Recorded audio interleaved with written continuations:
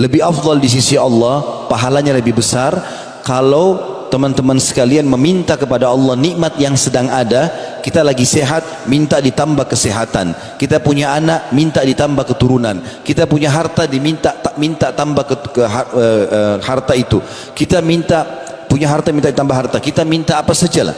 Apa kira-kira nikmat Allah yang ada sama kita, minta supaya itu ditambahkan. Tamak dengan rahmat Allah, itu lebih afdal, lebih Allah suka daripada kita sudah kena musibah baru minta jalan keluar, udah sakit baru minta sembuh. Allah lebih suka kalau kita sehat minta, ya Allah pertahankan kesehatanku, itu lebih Allah suka, lebih besar pahalanya.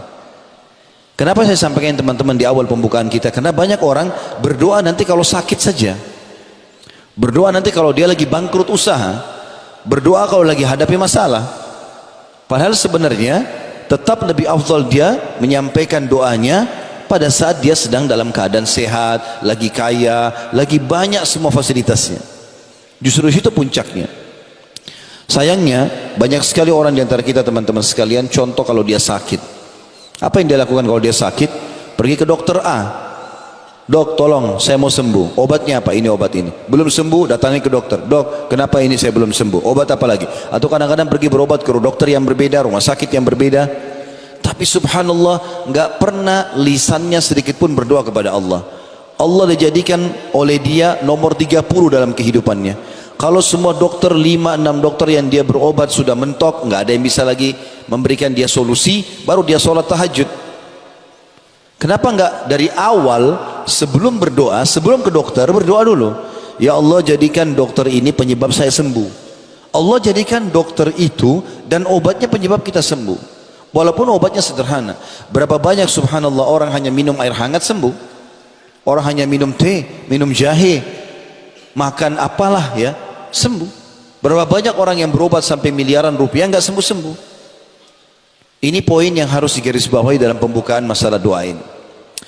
Allah berjanji teman-teman dengan janji yang benar, dan Allah tidak pernah pungkiri janjinya. Innallaha la yukhliful mi'ad dalam firman-Nya. Allah enggak pernah pungkiri janjinya. Dalam firman yang lain, wa man asdaqu minallahi qila. Siapa yang lebih jujur daripada Allah dalam pernyataan? Allah kekalkan dalam Al-Qur'an surah Ghafir surah nomor 40 ayat 60. Saya mengajak teman-teman kalau punya handphone, di handphonenya ada program Al-Quran, dibuka supaya direnungi ayat ini.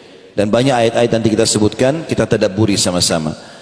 Bermula daripada ayat ini teman-teman, surah Ghafir atau surah Mu'min juga nama lainnya ya. Surah nomor 40 ayat 60 Allah berfirman, a'udzubillahi minasyaitonir rajim, wa qala rabbukum ud'uni astajib lakum innal ladzina yastakbiruna an ibadati sayadkhuluna jahannama dakhirin. Artinya, dan Tuhanmu berseru hai Muhammad, sampaikan kepada seluruh umatmu, berdoalah kepadaku, niscaya akan ku perkenankan, pasti aku kasih. Minta apa saja aku kasih.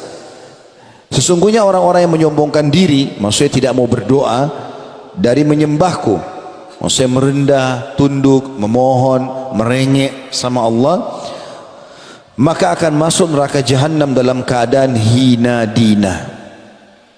Jadi ayat ini menjelaskan kepada kita dengan sangat tegas kalau Allah akan memperkenankan doa. Juga dalam sabda Nabi SAW, ad-doa huwal ibadah, doa itu adalah inti ibadah.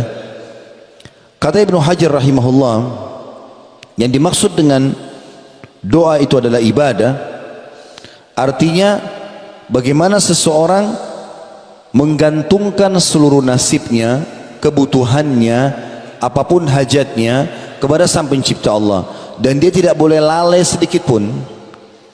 Sebagaimana Allah sudah mengaturkan, mau nggak mau kalau dia sebagai seorang muslim, ada namanya doa mau tidur, doa bangun tidur, doa mau makan, doa habis makan, doa mau masuk rumah, keluar rumah, masuk kamar mandi, keluar kamar mandi, mau berhubungan biologis, mau apa saja, doanya banyak. Allah SWT sudah siapkan agar dalam setiap keadaannya dia selalu bergantung dengan Allah Subhanahu wa taala. Kalau teman-teman tidak mau berdoa, maka justru mengundang murkahnya Allah.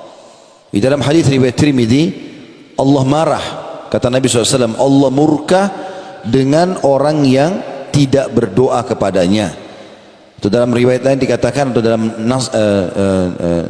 naskah yang atau tulisan yang lain, barang siapa yang tidak berdoa maka Allah akan marah padanya. Jadi subhanallah, ada seorang penyair berkata, teman-teman sekalian, jangan kau minta sama manusia, karena kalau kau minta padanya dia akan marah. Kalau kita minta sama manusia sekali dikasih, 2 kali dikasih, 3 kali, 10 kali, dia akan marah. Tapi mintalah kepada zat Allah yang kalau kau tidak minta justru dia marah. Allah kalau kita nggak minta justru dia marah. Allah SWT murka, menganggap orang itu sombong, padahal dia butuh dengan Tuhannya. Sebagian ulama karena mengamalkan hadis ini sampai-sampai kepada hal yang kecil pun mereka minta kepada Allah. Seperti pada saat mereka mau keluar ke satu tempat tujuan, maka mereka berharap dimudahkan perjalanannya. Mereka berharap bisa menemui target yang dia inginkan, baik ketemu orang kah, membeli barang kah, apa saja, ingin makan makanan tertentu, maka dia dapatkan semua. Sampai kepada hal-hal yang kecil pun semuanya minta kepada Allah Subhanahu wa taala. Juga doa ini kalau Bapak Ibu lakukan, dia menjadi satu perbuatan yang sangat mulia dan besar sekali pahalanya. Di dalam hadis Tirmidzi juga dikatakan, kata Nabi SAW, tidak ada sesuatu yang paling mulia di sisi Allah melebihi doa.